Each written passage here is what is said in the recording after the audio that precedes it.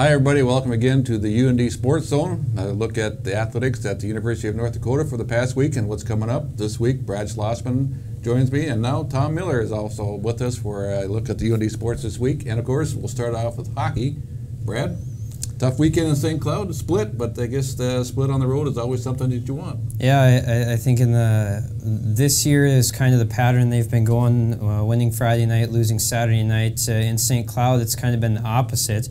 In the last 10 years on Friday night, they had not won a Friday night game there. They won every Saturday night game there, so kind of a reversal of those fortunes. On Friday, I thought Clark Saunders played really well, got a 3-0 shutout. First period, he was exceptional. St. Cloud had a lot of really good chances right away, and he really held UND in it. As the game went on, UND kind of slowly started taking over and made it very difficult for St. Cloud to get anything generated. And the second night, St. Cloud showed some of the talent they have, scoring 5 goals, and that's a home ice team, I think, this year, top 5 team for sure. How frustrating is it for splits? It seems like UND has been getting a lot of splits, but on the road you always want one, right? But is it the point where it's getting a little too frustrating for them? Well, I think the frustrating part is that they head into the Saturday night with a chance to sweep. You know, I think splits are always looked differently. If you lose that first game and you come back and get a split, you probably feel pretty good about it or feel all right about it. But when you have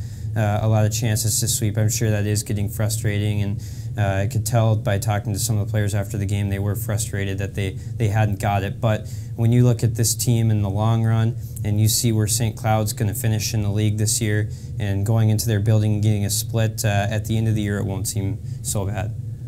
Well, I think one thing we're going to talk about here a little bit today is the Herald's expanded coverage on UND hockey, and that's where Tom comes in.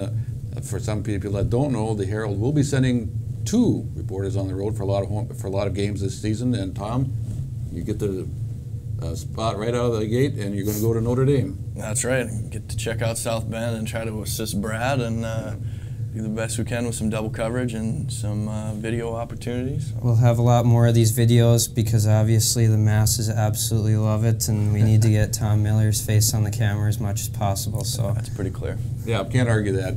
But the fact is that UND hockey has a massive following, and we're seeing that each year. And I think, Brad, you know that, and you've developed that with your blog.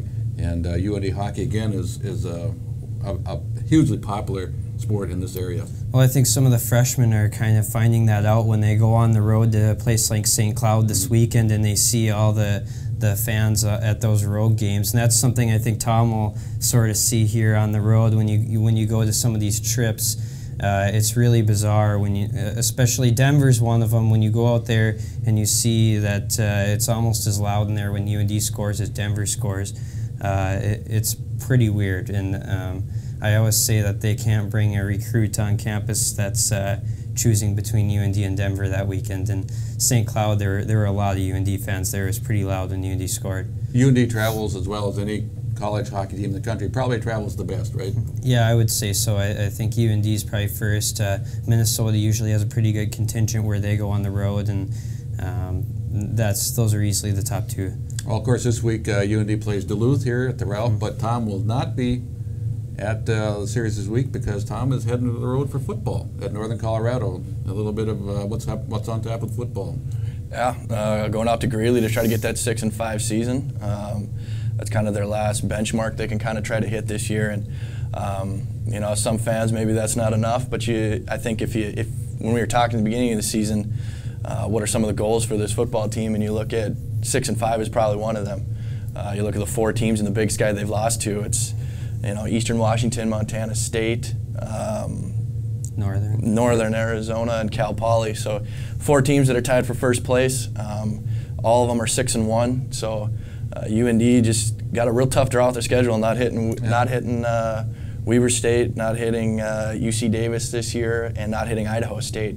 So they got a tough draw in their first year in the Big Sky, but if you can finish the year 6-5, it gives you momentum into recruiting, gives you momentum into 2013 in general. So. I think 6-5. I think we talked about earlier in the year. If it's 6-5 year in the first year in the Big Sky, it'd be quite an accomplishment. Right. Well, and you look at just how things change from preseason. You looked at the Northern Arizona game, and you didn't think that was going to be such a challenging game because that looks just almost similar on paper than the win over Montana. Just as things shook out this year, you wouldn't expect that at the beginning of the year. And speaking of on the road, you just got off a road trip. Of course, we'll switch here to UND men's basketball. And Tom, a tough opener for UND at Kansas State. Yeah, you know, UND doesn't go through any exhibition games. Kansas State's coming off 2 exhibition games. Not that they needed they weren't on equal terms to begin with. So Kansas State was real big up front. UND had a really hard problem handling some of that size, especially when UND's top 3 posts, you know, Brandon Brecky, Mitch Wilmer, I believe Alonzo Traylor, Doug Archer, 3 of those 4 guys follow out. And I think a lot of that has to do with trying to compensate for some of that size mismatch. And you know, you got those guys in the lane. UND's strength is in their guard play, is getting to the basket and scoring. And when some of those big guys are clogging the lane, that's tough to do. I think you also saw the absence of Patrick Mitchell, graduated last year. Could really stretch defenses, being a 6'7" guy who can shoot from the outside.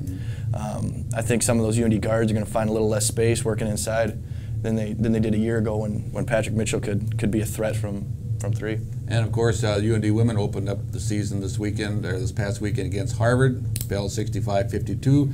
Might take a little time to get rolling on that program, but they saw some pretty positive signs, I think, from new coach Travis Brewster. And then back to hockey. We got to mention that one more time. This is a big weekend for UND here against Minnesota Duluth. Brad, what's your anticipation? What do you think will happen this weekend? Well, Duluth is coming in struggling a little bit. I think they're on a 5-game winless streak. They got swept out at Omaha this last weekend. Saturday-Sunday series there, so they have a short turnaround.